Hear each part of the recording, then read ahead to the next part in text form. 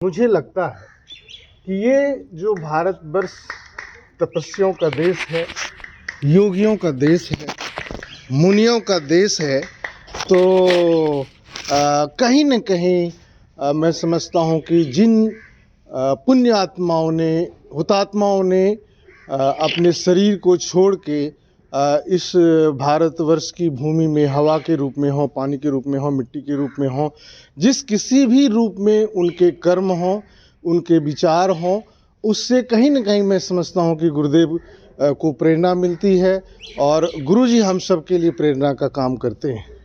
कहा गया है भगवान कृष्ण को कि वो योगेश्वर थे और 128 साल ऐसे कुछ करके जिए थे, जैसा जहाँ तक हमें मोटा मोटी एक आइडिया है या ज्ञान है।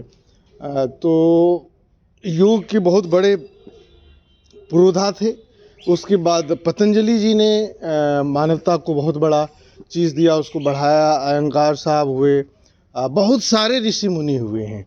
तो उसी कड़ी में हमें लगता है कि जो गुरु जी का कमिटमेंट है, जिस ढंग से, उस ढंग से हम लोगों को भी अपनी अपनी कमिटमेंट बढ़ाना चाहिए और योग के इस मशाल को आगे जलाते रहना चाहिए। हमें आने वाली पीढ़ियों को इसमें ज़्यादा से ज़्यादा भागीदारी करनी चाहिए, क्योंकि आज का जो समय है, अब आधुनिकता और जो हमारी प्राचीन संस्कृति है, जो सनातन संस्कृति है, उन दोनों के बीच में हम लोग खड़े हैं। तो उसमें हमारी जिम्मेदारी है, आपकी जिम्मेदारी है कि हम अपने बच्चों तक, आने वाली पीढ़ियों तक इस चीज़ को उनमें डालें, उनके अंदर वो संस्कार डालें, शिक्षा डालें, ताकि जो हमारे पुरखों ने हमें जो धरोहर के रूप में दिया है उसका फ़ायदा हो। मैं बताऊं कि एक मैं इधर कल परसों में देख रहा था मिलेट्स के ऊपर में ना, यूएन में कल ही था शायद, यूएन में मोदी जी के अथक प्रयास से जो हमारा मोटा अनाज है, इसके बारे में पूरे विश्व पे चर्चा हो रही है